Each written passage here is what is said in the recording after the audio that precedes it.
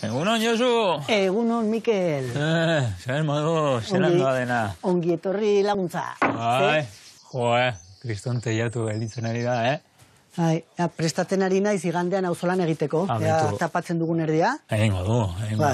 Zer lagunduko ezu, pues jarri hor eta pasako dizkizut edo... Bai, bale. Jarriko naiz hor, eramango dut hor. Hau, bale? Gero eramango dugu barrura, ez? Bai. A ber, euria egiten ez duen. Bai, hori. Bada guztitzen. Bai. Mikel, ze mauz? Ongi. Hemen bizitzen ongi. Ze mauz doa etxea? Bueno, kostatzen da, baina poliki bagoaz ja dena egiten, bai. Duela zenbat hilabete etorri zineten Zorokiainera? Hor urrian hasi ginen ja deseskombrarekin eta obrarekin. Eta azaroan, etorri ginen ja Zorokiainera bizitzera.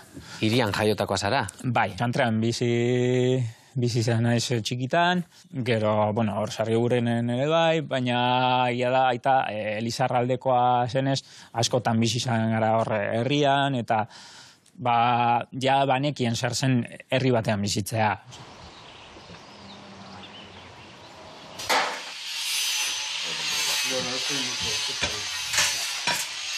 Nolakoa zen zuen egunerokoa Iruñean? Iruñan, guztion bezala, ez? Umea hor eskolan utzi, lanera joan, berriro voltatzea, eta azkenean hirian daukasuna da, parkera jeitsi, eta umeekin, eta zerbait egin, eta berriro pixura. Zerbait impersonala, ez? Esango benuk. Hiri askotako hainbat auzotan etxe bizitza problematika handia da. Horrek bultzatuta ere etorri zaete? Baita, azkenean gu alokairu bizi izan genuen Iruñan. Azkenean joaten zena pentsatzen eta ez da zure etxea eta gure semea labarentzat ere bai nahi genuen zerbait utzi. Orduan joan ginen bilatzen erostea etxe bat.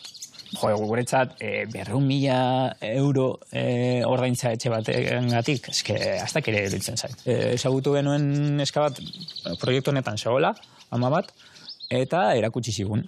Eta joan gara, joan ginen prezioak ikusten, eta ikusten genuen aukera. Badakizu arriskatu barzarela, eta ondo ateratzen bazaizu, egingo duzu kristonetxea, baina aukera hori ezagoen Iruñan. Nola gogoratzen duzu lehenengo bisita hura? Herrira egin zenuen lehenengo bisita hura? Hor bidetik ikusten genuen, hau zer da, etxe guztiak, botatak, da ruinak ziren. Gero ikusten genuen jendearen animoa eta aurrera egiteko eta ez dakizer, eta kutsatu ginen. Eta esaten, igual aukera hau ondo dago. Eta esan genuen, venga, aurrera ingo du eta erausiko dugu etxea. Diru gutxi diozunean, esan daiteke zenbategatik erosi zenuten atzean daukasun etxea da?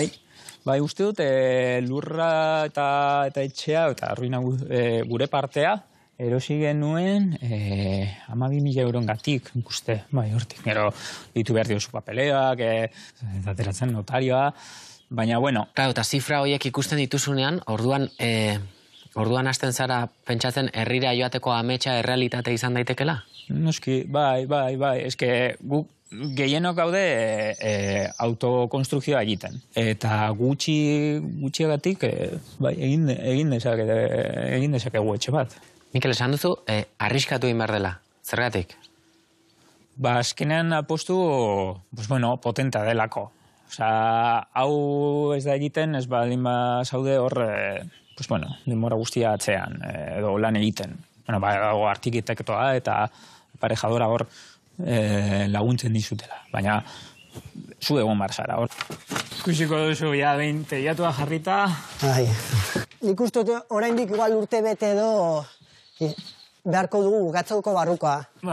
Barrukoa niko aspardoa, Zakit, asmoa dugu igual, datorren udako, etxaz da erabat bukatua izanin, baina Jendeak esaten zuena, erabat erotuta zaudete. Ikusten zuten ruinaren egoera, eta begiratzen ziguten en plan de... Eta orain etortzen direnean flipatzen dute da.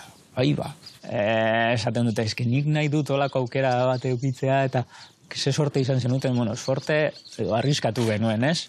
Desagertze hartzegoen herri batean bizitzeak badu erantzunkizun puntu bat? Zu pentsatzea, berriro eramango duzula bizitza olako herri batera,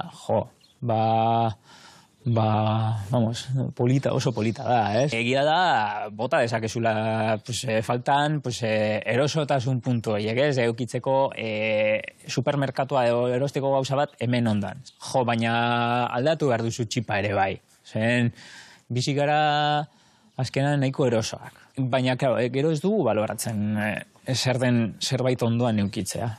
Sartu gara gizarte batean, dena etxetik egiteko, sofatik hor botata, nik uste, bueno, bizitza hori baino gehiago dela. Joan behar naiz, pero ez da ezer kostatzen, joan eta egin. Erakutsiko jazu nola funtzionatzen duen zure katxarro hau? Hori, esan behar nizut. A ber. Sartu dituzu. Ez nikien ezer, bai. Vale. Horrela. Horrekin nahiko ondo da, joaten zara horrela gaten, eta Egi ganderako lortzen badugu baten bat gehiago, ze igual jende asko gonen gara. Hori, ziurren herri guztia, egongo da. Oso ongi, Mikel. Vale, pues hori, igandean ikusiko gara. Ongi, venga. Segi hor. Laguntza behar baduzu esan, Bai, noski. Venga, eskerrik asko. Aio. Eguneko ze momentutan, pentsatzen duzu, ze gustora nagoen hemen? Askotan, bentsatzen dugu, egia da, Atzo, adibidez, bueltatu ginen Bizkaitik, eta bueltatu ginen etxera, eta izan zen, eso gustora etxean. Bueltatzea eta lasaitasun hau eukitzea berriro. Ze gustora herrian. Bai, hau dugu aldatzen zertarako.